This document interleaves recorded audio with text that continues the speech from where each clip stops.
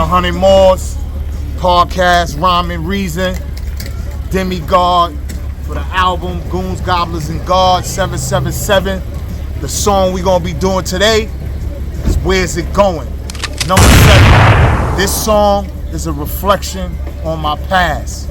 The negative past, the transformation, the changes, and the things I've done in my community that I'm not proud of. And as a G and as a big homie, we should always seek redemption for the past things we've done in our community to tear our community down. So stay tuned, follow us, and see what it's all about. We gonna definitely have communion today. Big homie shit, you heard? Islam.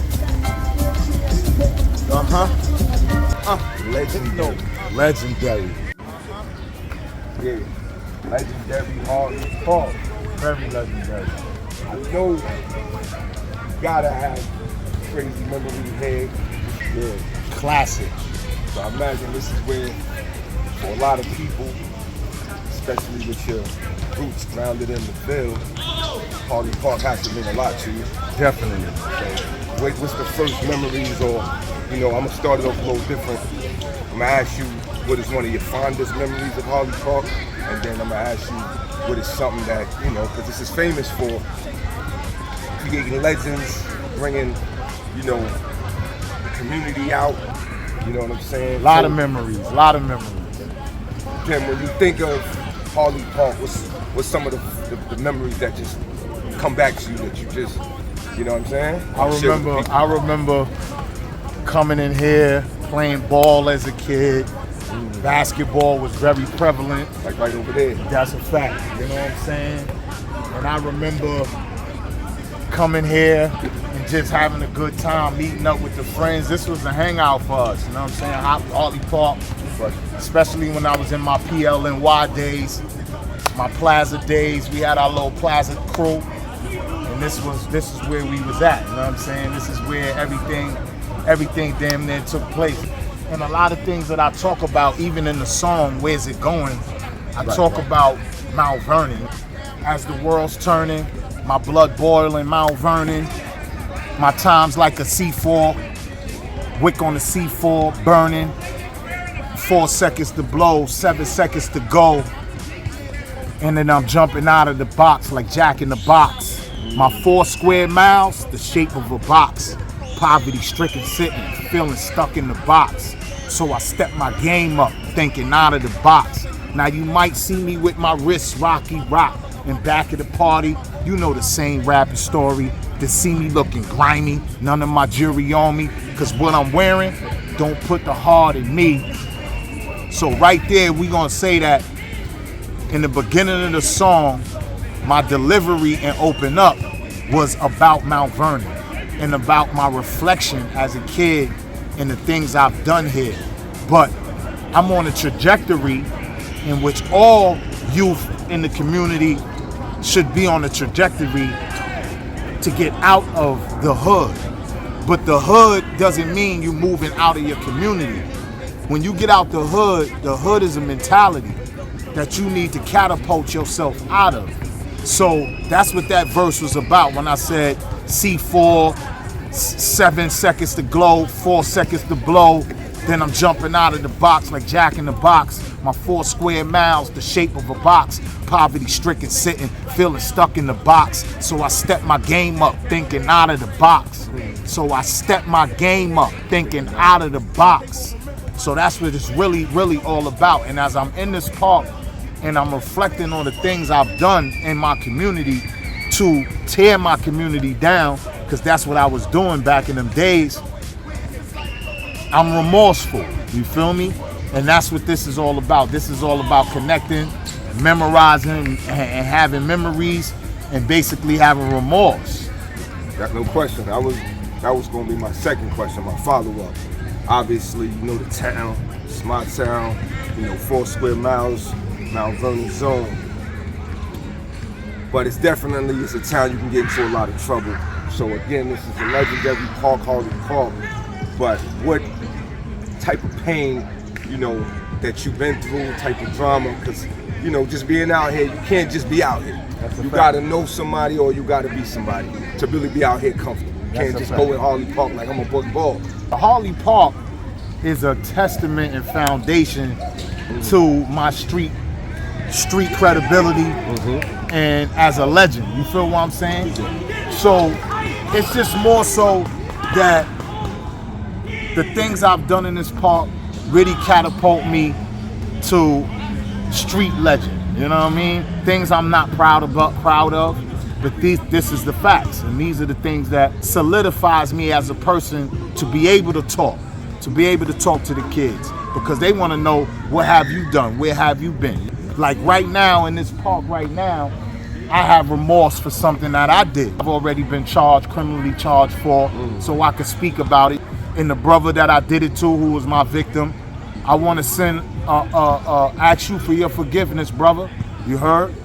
It was a stabbing where, you know, it was an altercation, and we basically plotted and premeditated something that was gruesome.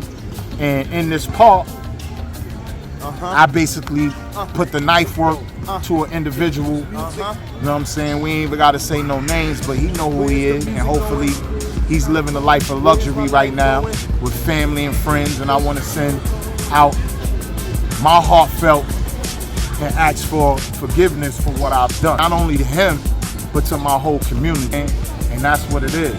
That's good, definitely. And that's, you know, that's what it's about. It's about really admitting your wrongs, reflecting back, and he's not the only one that had to heal. I had to heal as well, you know what I'm saying? Because I was programmed to go against my own kind and commit violence on my own people. So it's something I'm not proud of. And today we're gonna go to significant spots of things that I've done in my community that changed my life in a bad way and in a good way. And we're gonna do that for song number 7 for My Rhyme and Reason. You heard? All right, stay with us, people. Stay with us. So this is an iconic spot for me right now. This is the evolution of Danger to DemeGod and Chicken Hut. This whole corner right here, UT Lynch Mob. This is where we used to be at. This is our stomping grounds. A lot of things happen on this corner. These are Lynch Mob days, you feel me? And this is another place where I've done some unfavorable acts and unfavorable things, but this is also a place where I got a lot of love. Business owners know me, they love me, and there's also a double-edged sword always, everything that we do, you know what I'm saying? Like even this corner. On this corner was the actual corner where the first actual shooting that I've done myself as a youngin', my first in Mount Vernon to be exact, happened right here on this corner. While we here right now, gods and goddesses, divine beings, ancestors, spirits of light, the great Adonai, I ask for forgiveness for the things I've done on this corner. I want to ask for forgiveness of the man's family. He's no longer with us. He's deceased. And I like to ask for forgiveness. We had beef as young kids. Things got out of hand right here at this corner. And shots rung out. And basically I was the shooter and he was hit twice in the chest and the torso. And yeah, man, this is what I'm talking about. This is the reflection, and now we rebuilding. You know what I'm saying? I'm out here. People know me for what I've done. They know me for the good and they know me for the bad. So this is how we reflect. And where's it going? Embodies all that. That song embodies all that. Just like the second verse I said, if I wasn't ready then, I'm ready now, well prepared. It's in God's hands, who shall I fear? I ain't never scared. Look on the block now, I ain't never there, but I still get credit from them young gangsters there. I ain't never there. It's like a ghost town. You heard? But I still come through and I see the youngins and I show them love and they show me love. We're gonna go to the third verse and the third location. We're gonna do 4 locations. Next is Sue's Rendezvous. Third location, very important location for the evolution of Danger the Demigod, is Sue's Rendezvous. It's no longer here, but this place right here is monumental to my growth as a young kid, and it played a major significant factor of my experience on the street with the entertainment industry. Because even before Sue's Rendezvous became the strip club for the entertainers and sports figures, we used to come to Sue's Rendezvous when it was just owned by Italians, and it was majority Italians and Europeans in this strip club. I don't even think Sleepy Moors was even allowed in this strip club. And we used to always come and as kids peek in the window, see if we could see some naked women stripping. So the memories I have here is crazy. And then the owner's son, Jamie Gizzo, is my man. That's like my like Ace Ben Coon. Like, we went to high school together. He was the first kid in the high school with a candy red apple act. He was only 17 years old. That was my dun, you know what I'm saying? I protected him. I loved him like a brother. And when we got older, his father let him manage Sue's Rendezvous. So that was around the time when all the entertainers was coming here, all the sports figures was coming here. So this place, Sue's Rendezvous, and Gramerton Avenue in Prospect, plays very, very, very monumental part in the evolution of Danger the Demigod. You feel what I'm saying? So that's why we here. And there's a lot of bad stuff I did out here on this block, man. I ain't even, you know, this is definitely a place where I definitely gotta ask the community for forgiveness for the things I've done. And yeah, I got some Sue's Rendezvous stories for you. I got some Sue's Rendezvous stories for you. You heard? Because I was in Sue's with that thing every night. Every night I was in there with that thing because I was holding Jamie down. Jamie was my son. And like I said, I was holding him down, making sure he was good. So at the end of the night, we walking out here together. You heard? He got that 10 box, and I walk him to the parking lot. He get in his car, drive around the corner, drop me off, because I live right around the corner, and he go about his way. So these are the memories I've had. I met a lot of sports people here. I met a lot of entertainers here. A lot of entertainers that's even famous now. They wasn't famous then, but they're famous now. Sue's Rendezvous is a very monumental place for the entertainment industry back in them times. So I even remember when Suge Knight came, and we had altercations with Suge Knight and Corrupt and some Crips from Jersey. You know what I'm saying? My son Longman, he had words, he was dancing and he was throwing it up, and I guess Suge and them had asked a security guard to ask Longman to leave the club. So the security know me first name basis. So the security came to me like, yo, your man, they want your man to leave because your man is disrespectful, throwing up gang signs. Long story short, we came outside. Everybody came outside. You heard? All the Crips, all the New Jersey Crips came outside. We was outside. It was a standoff. I had that thing out. It was a standoff. And then Suge came outside. We're like, what's going on? And when he got wind of what was going on, he knew my son Longman was blood, so he was, you know, it was all love. He told him squash that, and it was all love. But that's a nice situation. That's a situation that ended nicely. so many situations happen on a late night, 4 a.m., 4:30 a.m., 3:30 a.m. out here at the end of the night at Sue's Rendezvous. For all those that remember, y'all remember, Sue's was lit. You heard? Mount Vernon was the monumental place. This was a dope ass strip club. You heard? Sue's Rendezvous. And I was a youngin'. I grew up here. I grew up in the strip club because the owner's son was my best friend. We went to school together. We played with toys together. So, you know, shout out to Jamie Gizzo and the Gizzo family. Much love. We're going to the next location. It's long. Shit, you already know. We on Gramerton. You see the barbershops and everything like that.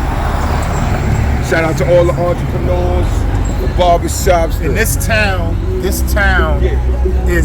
a very unique town because this is the only city in Westchester County that's predominantly sleepy morgues, blacks. I'm talking about from the police force to the fire department to the mayor's office to businesses. It's not really a lot of businesses thriving right now because of gentrification, of course. And then you have foreigners coming in starting businesses, and you have these corporations starting businesses. But Mount Vernon is the Harlem of Westchester County. You know what I'm saying? And this is how we do, man. Maseratis, BMs, you know what I'm saying? This is how my team move and shake. You know what I mean? And this is not nothing to even be bragging. It's just to let you know where we came from as little hooligans, wilding in the street, to this is where we at now. You feel me? Businessmen, entrepreneurs. We own our own businesses. We have our own families.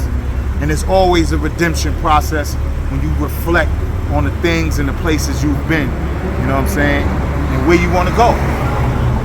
So, look where we going now. And look where we've been. Check out the whips. You know what I'm saying? Look where we going, look where we've been. Look where we going and look where we've been. You know what I'm saying? After Big Homie, that's what it's really all about. So the youngins can understand, like, it's not even really about really even saying something to them. It's about living what you're talking and being an example. That's what it's about. They just want to touch it, man. They want to know that they can obtain it. All of this can be obtained by you. They just want to know they can touch it. Look where I came from. Look what I've done. Look where I've been. I'm sure you're going through the same things right now. There's always sunlight at the end. You heard? There's always light at the tunnel. Keep pushing. UTLM style. Shout out to my untouchable lynch mob brothers. You know what I'm saying? That's family. I don't even consider them friends. That's family. Forever. That's a sorority. And they still around. You know what I'm saying? We still around. Like, that's something we could say. Like, we still around. And we still together. We still around. You heard? So that's why I walk the way I walk. Because I got a lot of big brothers. I was the youngest. Yeah, let's go to third. That's why these little dudes don't know me. The ops know me. Mozzie and the Mozzie. Your sister Trishy know me. Every homies can call me.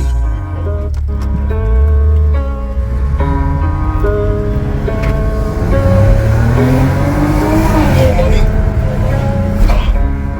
Yeah, DemeGod. That's what it is. Maserati J. Legendary. Yo, it's crazy. We losing just as much heritage and if you will, like what the town is really is. You see all these stores is for rent. You see that? All these stores is for rent. These is legendary. That's Dynasty where they've been there since I was a kid. Gone. Just as much as we trying to put back, but we ain't putting it back fast enough. You know what I'm saying? The youth gotta understand that nostalgia, that love. This is legendary-ish.